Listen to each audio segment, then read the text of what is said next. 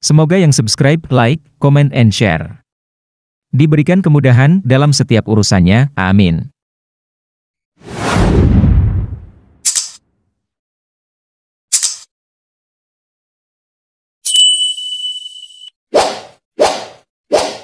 Pelanggaran-pelanggaran berat yang telah dilakukan oleh PBNU. Yang kedua, Presidium mendelegasikan kepada satu Kiai Haji Fahmi Basha, Kiai Haji Ahmad Rosih, Kiai Haji Wahono, Kiai Haji Dimyati, Kiai Haji Solahuddin Azmi, dan Haji Ja'far Shadiq untuk silaturahim dan sekaligus mendatangi Kemenkumham dan menyampaikan permintaan Presidium untuk pembekuan SK Menkumham PBNU tahun 2024.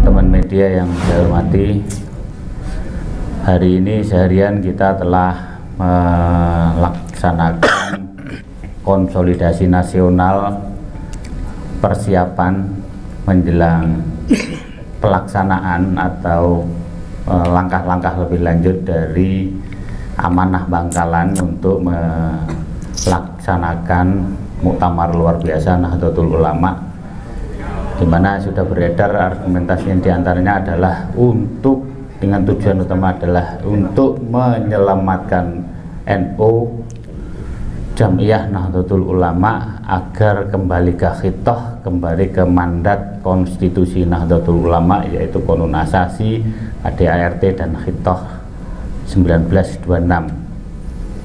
Oleh karena itu, ini saya nanti disampaikan poin-poinnya oleh Cak Rijal selaku perekam proses dan notulen dalam pertemuan hari ini di Cirebon. Selanjutnya saya selaku pemandu acara tadi selama acara musyawarah besar konsolidasi ini, saya persilakan kepada Cak Rijal, Samsul Rijal, untuk membacakan poin-poin tuntutan yang disepakati para ulama. Monggo. Assalamualaikum warahmatullahi wabarakatuh. Para kiai dan para sahabat media yang kami hormati, alhamdulillah para kiai telah melaksanakan kewajiban mulai dari amanat Bangkalan hingga pada pertemuan kali ini, dan ini menunjukkan keseriusan dari para kiai untuk menjalankan amanat penyelenggaraan muktamar luar biasa Nahdlatul Ulama demi penyelamatan organisasi dan sekaligus untuk khitoh sebagaimana garis dan perjuangan yang telah dilandaskan oleh para muassis Nahdlatul Ulama. Untuk itu pertemuan 2 hari ini mulai tanggal 8 sampai dengan 9 pada hari ini kita telah membuat keputusan, yang keputusan ini adalah sikap dari para presidium. Di antaranya adalah satu, Presidium meminta kepada Kemenkumham melalui Direktorat Jenderal Administrasi Umum untuk membekukan SK pencatatan dan pengesahan perubahan ADART NU dan kepengurusan PBNU sebagaimana tercatat dalam AHU 0001097 PTAH 0108 tahun 2024 yang telah beredar di media dalam waktu yang terakhir itu, dengan alasan pelanggaran-pelanggaran berat yang telah dilakukan oleh PBNU. Yang kedua, Presidium mendelegasikan kepada satu Kiai Haji Fahmi Basha, Kiai Haji Ahmad Rosih, Kiai Haji Wahono, Kiai Haji Dimyati, Kiai Haji Solahuddin Azmi, dan Haji Ja'far Shadiq untuk silaturahim dan sekaligus mendatangi Kemenkumham dan menyampaikan permintaan Presidium untuk pembekuan SK Menkumham PBNU tahun 2024. Yang ketiga, Presidium membuat hotline pengaduan dan alhamdulillah telah menerima pengaduan, pendapat, kritik, dan sekaligus saran selama 3 hari berlangsung ini dari 28 provinsi, 326 kabupaten kota atau PCNO kabupaten atau PCNO kota, dan sekaligus ada juga masukan dari 11 PCI pengurus cabang istimewa, ini sebanyak 11. Sebagian pengaduan, kritik dan sekaligus saran ini memberikan dukungan terhadap MLB dan meminta MLB disegerakan. Dengan demikian, hotline pengaduan tetap menerima pengaduan, pendapat, kritik dan saran dari struktural maupun kultural NU hingga batas waktu diselenggarakan MLB NU. Tetap kita buka sampai pada penyelenggaraan untuk keperluan melengkapi dan sekaligus menyempurnakan data, informasi dan sekaligus masukan dari PC dan PWNU. Yang keempat, Presidium akan menyelenggarakan pra-MLB. Presidium akan menyelenggarakan pra-MLB di akhir September atau awal Oktober tahun 2024 dengan mengundang PWNU se-Indonesia atau yang merepresentasikan. Nanti semuanya kita undang. Yang kelima dan terakhir, ini keputusan dari Presidium tanggal 9 ini. Presidium telah memutuskan kepanitiaan pra-MLB dan MLB. Telah memutuskan kepanitiaannya, baik untuk pra-MLB maupun MLB. Yang pertama, memutuskan Kiai Haji Imam Jazuli, beliau sebagai Ketua Steering Committee. Yang kedua, Kiai Haji Abdus Salam Shohib sebagai Sekretaris SC1, Kiai Haji Agung Irawan sebagai Sekretaris 2. Sekaligus memutuskan Kiai Haji Imam Baihaqi, beliau ini sebagai Ketua OC, Organizing Committee, pelaksanakan pra-MLB maupun MLB. Sekaligus Kiai Haji Fahmi Basyah, beliau ini sebagai Sekretaris OC, dan sekaligus Insinyur Nasruddin, beliau ada di belakang, ini sebagai Bendahara pra dan sekaligus MLB-NU. Itu 5 keputusan yang telah disepakati, di samping berbagai hal terkait dengan soal identifikasi masalah pelanggarannya dan sekaligus langkah-langkah yang dilakukan oleh Presidium dalam waktu dekat menjelang MLB, semua kita bicarakan di sini. Tapi keputusan ada 5 itu. Untuk itu kami persilahkan nanti para sahabat wartawan atau media untuk menanyakan dan beliau akan membantu untuk menjelaskannya. Terima kasih. Assalamualaikum warahmatullahi wabarakatuh. Waalaikumsalam warahmatullahi wabarakatuh. Terima kasih Pak Rizal telah membacakan poin-poin kesepakatan para ulama tadi dalam rapat konsolidasi.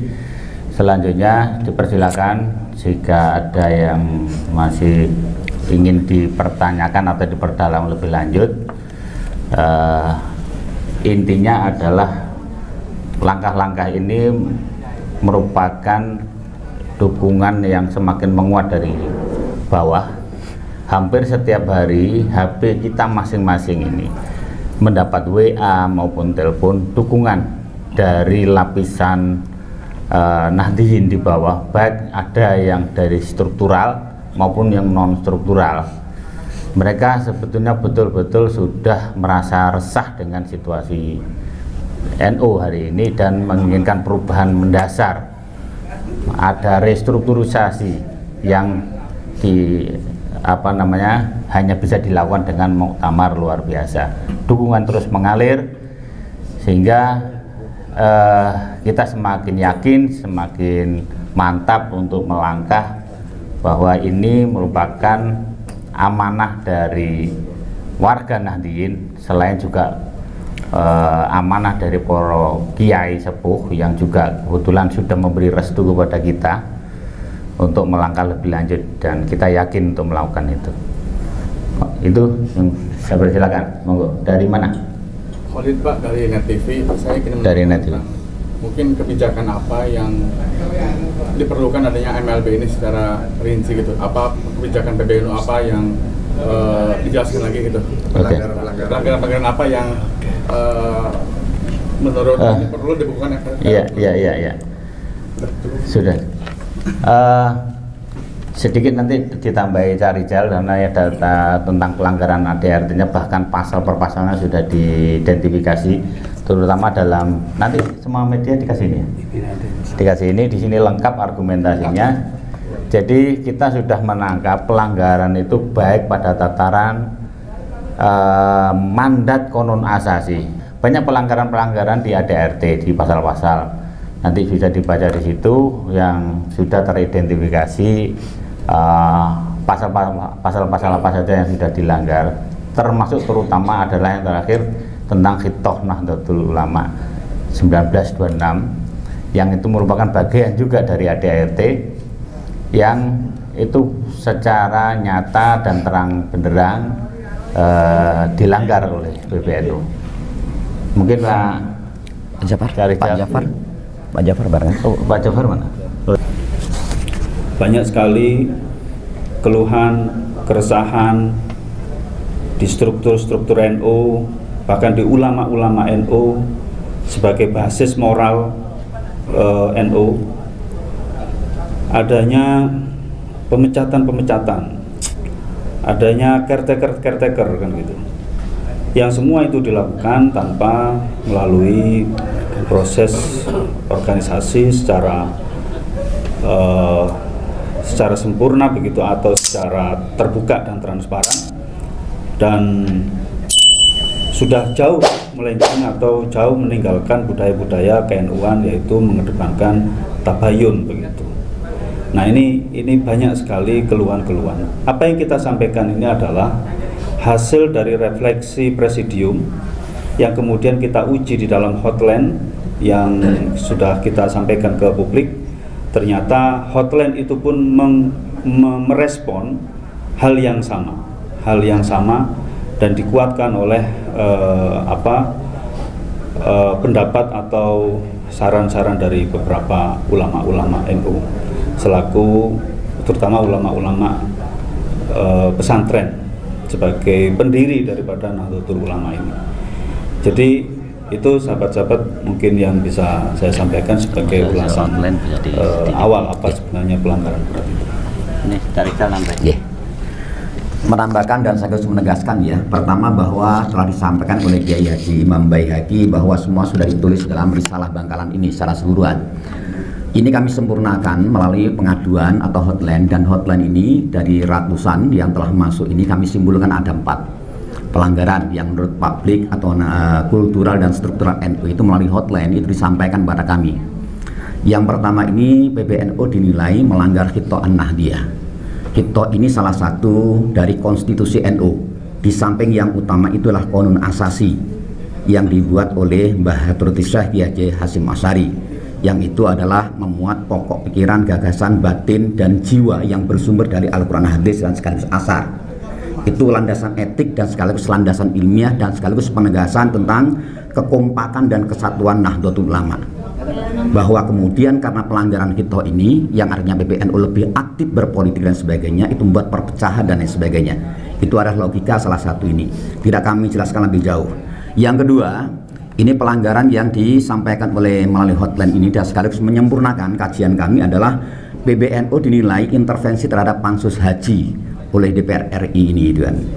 Ini menimbulkan gaduhan sendiri, terutama tuduhan dari pengurus PBNU bahwa pansus ini dinilai sebagai sentimen pribadi politisi kepada NU yang itu dilembagakan melalui kelembagaan DPR RI melalui mekanisme pansus itu, dan itu salah satunya, dan itu membuat gaduhan dan sekaligus menimbulkan perpecahan dan sebagainya ke bawah.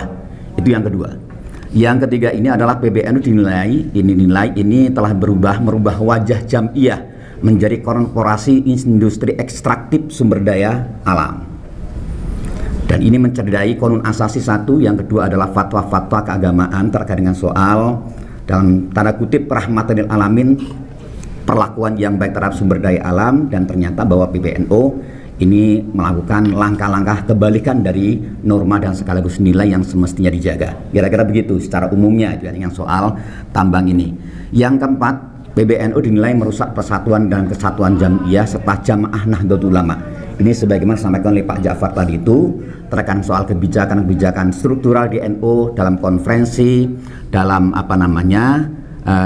dalam konferensi, terus kemudian yang beberapa kebijakan lain masuk dengan Banom itu yang kemudian menimbulkan kegaduhan sampai pada adanya caretaker, kemudian pemecatan tokoh-tokoh NU dari struktur NU dan lain sebagainya. Itu salah satu adalah bentuk dari upaya PBNU merusak persatuan kesatuan, karena dalam NU itu kader luar biasa, betul khidmatnya di bawah, tapi atas nama kekuasaan kemudian PBNU mengeluarkan kebijakan yang justru itu kemudian potensial merusak persatuan dan kesatuan di tingkat bawah sampai di tingkatan ranting NU. Itu yang kita sayangkan.